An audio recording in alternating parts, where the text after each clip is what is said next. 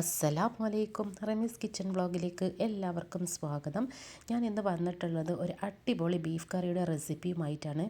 ചപ്പാത്തിക്കും അതുപോലെ പൊറോട്ടയ്ക്കും വെള്ളപ്പത്തിനൊക്കെ കഴിക്കാൻ പറ്റിയ ഒരു ബീഫ് കറിയുടെ റെസിപ്പിയാണ്. അപ്പോൾ നമുക്ക് നേരെ വീഡിയോയിലേക്ക് പോവാം. അതിനായിട്ട് ഇവിടെ ഞാൻ 1 കിലോ ബീഫ് എടുത്ത് വെച്ചിട്ടുണ്ട്. പിന്നെ അതിലേക്ക് ആവശ്യമുള്ളത് ഒരു 15 വെളുത്തുള്ളി, ഒരു 20 ചെറിയ ഉള്ളി. നിങ്ങൾക്ക് നോക്കുമ്പോൾ കുറേ ഉള്ളതായിട്ട് തോന്നും, അത് ചെറിയ ഉള്ളി ആയതുകൊണ്ട് ഞാൻ കുറച്ച് കൂടുതൽ എടുത്തിട്ടുണ്ട്.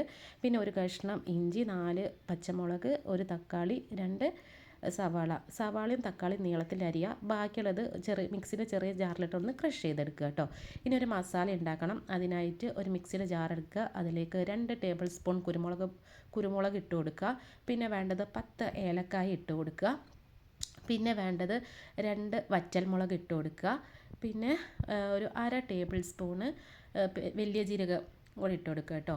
ഇനി നമുക്ക് കറി റെഡിയാക്കാൻ തുടങ്ങാം. ഒരു 2 ടേബിൾ സ്പൂണ് വെളിച്ചെണ്ണ ഒഴിച്ച് കൊടുക്കുക. അതിലേക്ക് 4 പട്ടയും അതേപോലെ തന്നെ ഒരു 10 ഗ്രാമ്പു ഇട്ട് കൊടുത്തിട്ട് നല്ലപോലെ ഒന്ന് ഇളക്കി കൊടുക്കുക. ശേഷം സവാള ഇട്ട് കൊടുക്കുക. ആവശ്യത്തിന് ഉപ്പും കൂടെ ഒന്ന് ചേർത്തിട്ട് നല്ലപോലെ ഒന്ന് യോജിപ്പിച്ചെടുക്കുക. നല്ലപോലെ ഒന്ന് വേവിച്ചെടുക്കുക.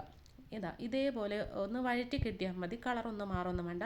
ഇങ്ങനെ ഒരു സവാള ഒന്ന് സോഫ്റ്റായി വന്ന ശേഷം ഫ്ലെയിം ഒന്ന് ഓഫ് ചെയ്ത് കൊടുക്കുക. ശേഷം ബീഫ് ഇട്ട് കൊടുക്കുക.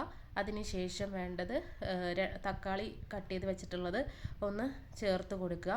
പിന്നെ വേണ്ടത് നമ്മൾ അരച്ച് വെച്ചിട്ടുള്ള മിക്സ് ഒന്ന് ചേർത്ത് കൊടുക്കുക. പിന്നെ വേണ്ടത് നമ്മൾ മസാല പൊടിച്ച് വെച്ചത് കൂടി ചേർത്ത് കൊടുക്കുക. പിന്നെ ഒരു 1/2 ടേബിൾ സ്പൂണ് മല്ലിപ്പൊടി ചേർത്ത് കൊടുക്കുക.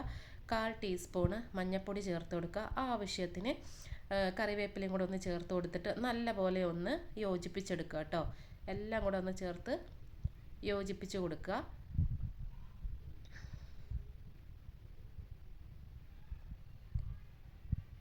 ഇനി വേണ്ടത് കുറച്ച് വെള്ളം ചേർത്തണം.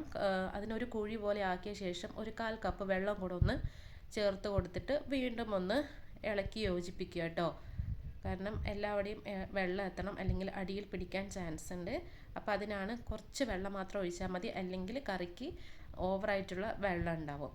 ശേഷം കുക്കർ ഒന്ന് അടച്ച് വെച്ചിട്ട് ഒരു 5 വിസിൽ വരുന്നവരെ ഒന്ന് വെയിറ്റ് ചെയ്യുക കേട്ടോ. ഇവിടെ ഇപ്പോൾ അതാ 5 വിസിലൊക്കെ പോയി, പ്രഷറൊക്കെ പോയിട്ടുണ്ട്. ഞാനിപ്പോൾ അത് തുറന്ന് നോക്കി. അപ്പോൾ ഇങ്ങനെയാണ് ഇരിക്കുന്നത് കേട്ടോ. കണ്ടോ, നല്ല. ഇനി കുറച്ചും കൂടെ കഴിഞ്ഞ് കഴിഞ്ഞാൽ ഒന്നും കൂടെ കറി ഒന്ന് കുറുകും. ഞാൻ ഉപ്പൊന്ന് ടേസ്റ്റ് നോക്കിയപ്പോൾ ഉപ്പിൻ്റെ ഒരു കുറവുണ്ട്. അപ്പോൾ ഞാൻ വീണ്ടും കുറച്ച് ഉപ്പും കൂടി ഇട്ട് കൊടുക്കുന്നുണ്ട് കേട്ടോ.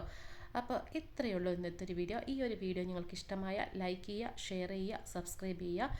കൂടാതെ തൊട്ടടുത്തുള്ള ബെൽ ബട്ടൺ ക്ലിക്ക് ചെയ്തിട്ട് അതിൽ ഓൾ എന്ന ഓപ്ഷനിൽ കൂടെ ക്ലിക്ക് ചെയ്യുക. എന്നാലേ ഞാനിടുന്ന എല്ലാ വീഡിയോസിൻ്റെയും നോട്ടിഫിക്കേഷൻ നിങ്ങൾക്ക് കറക്റ്റായിട്ട് കിട്ടുകയുള്ളൂ. Love you and by.